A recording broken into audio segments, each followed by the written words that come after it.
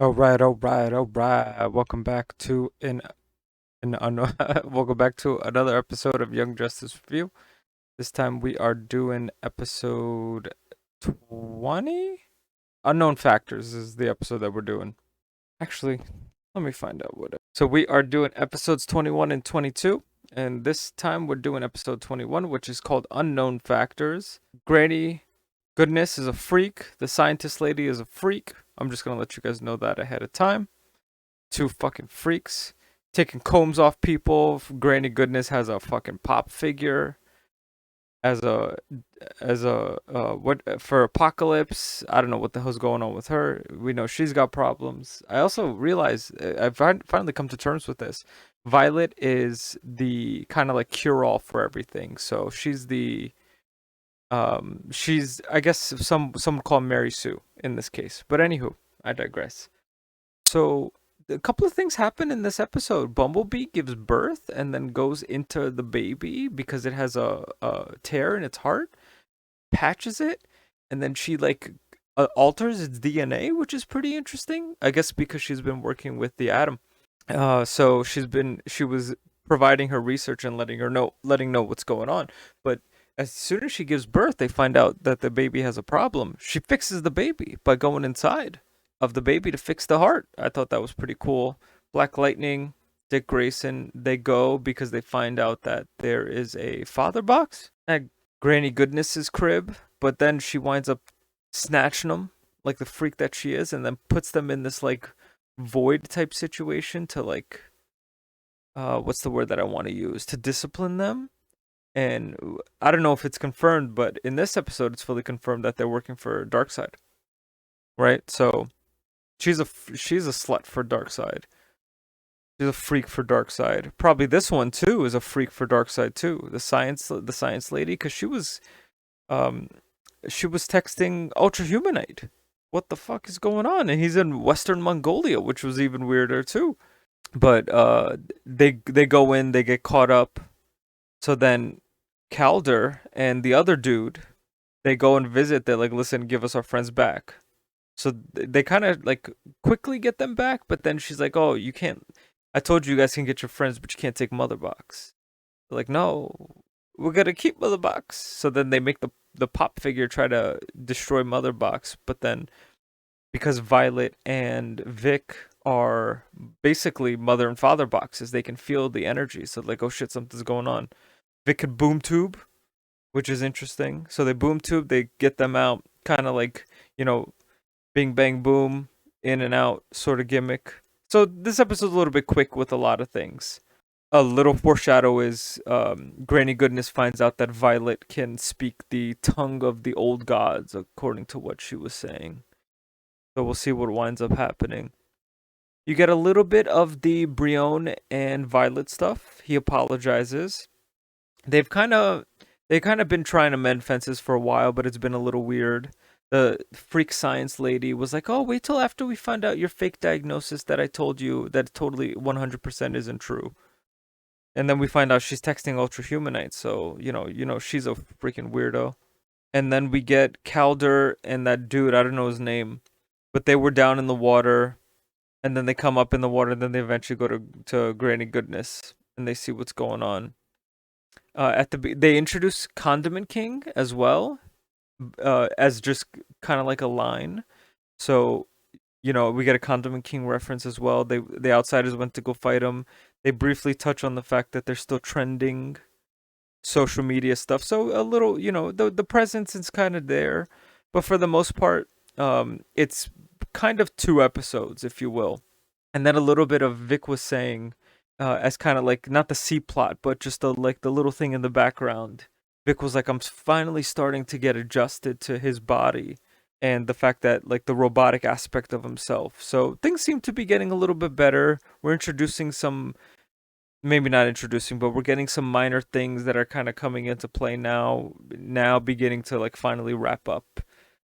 Dark coming into play at some point, so we'll see what winds up going on. This was probably like 7 out of 10, somewhere around there. Not a solid episode. You kind of get through it, you watch it. The Bumblebee stuff was pretty chill. A little too quick. A lot of things are a little too quick. I guess only because you only have so much time, with commercials as well. But the Bumblebee stuff was pretty chill. The Granny Goodness part was kind of quick too, a little too fast for me. I felt like that could have maybe been a two-parter, but we'll see what happens in episode 22. Unknown factors. I'll give this one a 7. Not too bad. You get to see Aqualad, which I thought was pretty cool, and wraps up some minor things, and then opens up some little things. We're kind of starting to understand things now, so I think that's what this episode is mainly for. And we get to see Oracle, which I thought is pretty cool. She's great in the Arkham Asylum games. All right, folks, stay tuned. Coming up, episode 22. All right, welcome back, dude. This episode is nuts, man. I'll tell you, this thing is something.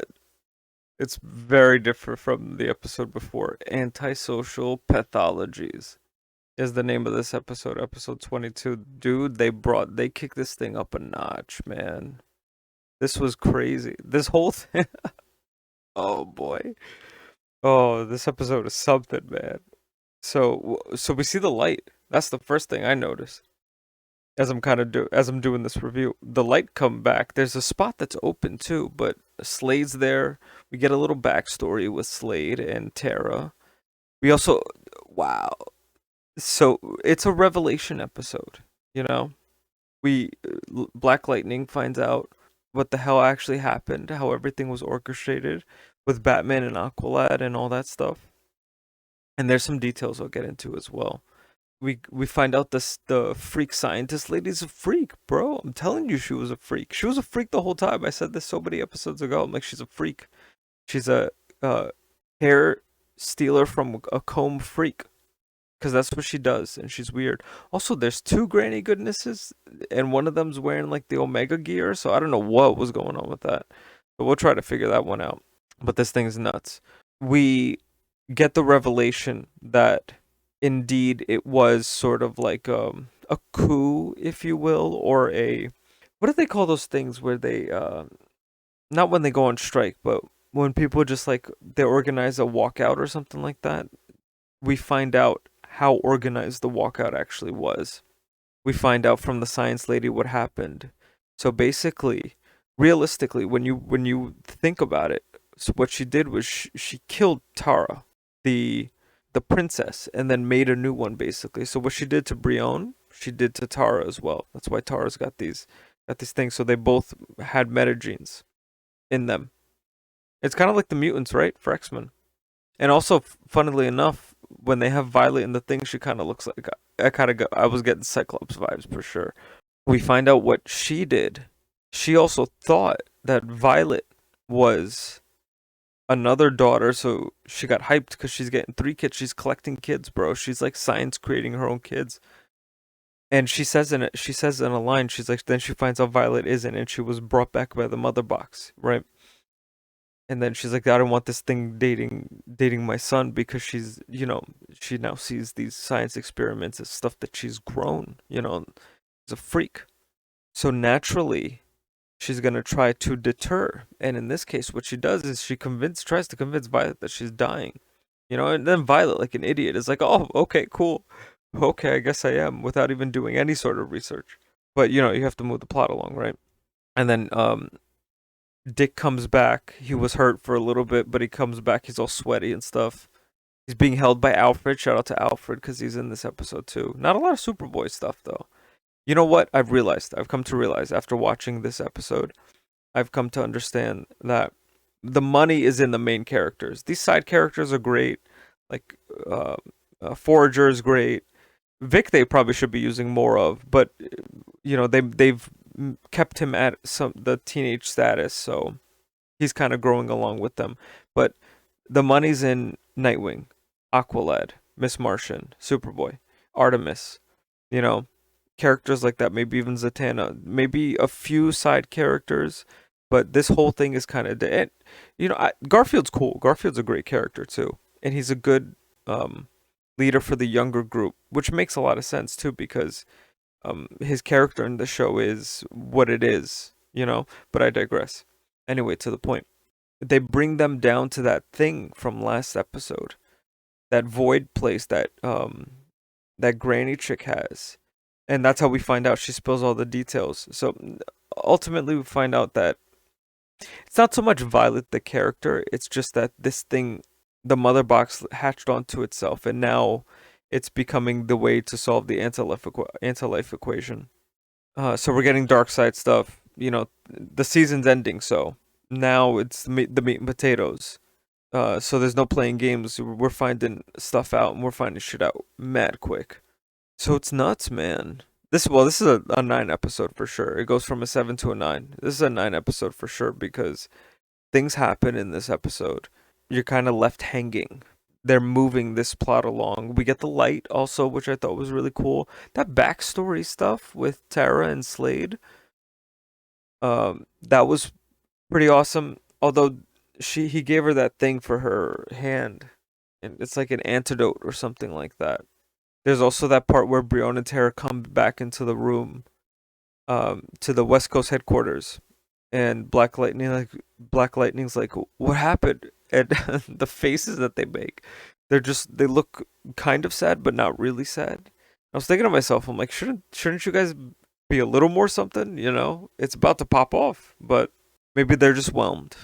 Anywho, solid episode, 9 for sure, for sure. This thing kind of like blew it out of the water, which was pretty cool. Alfred was there too. That was your Young Justice review, episodes 21 and 22. Stay tuned. Coming up next is going to be 23, 24, and then after that, 25, 26, and we're done with season 3. All right, folks, stay tight. Peace.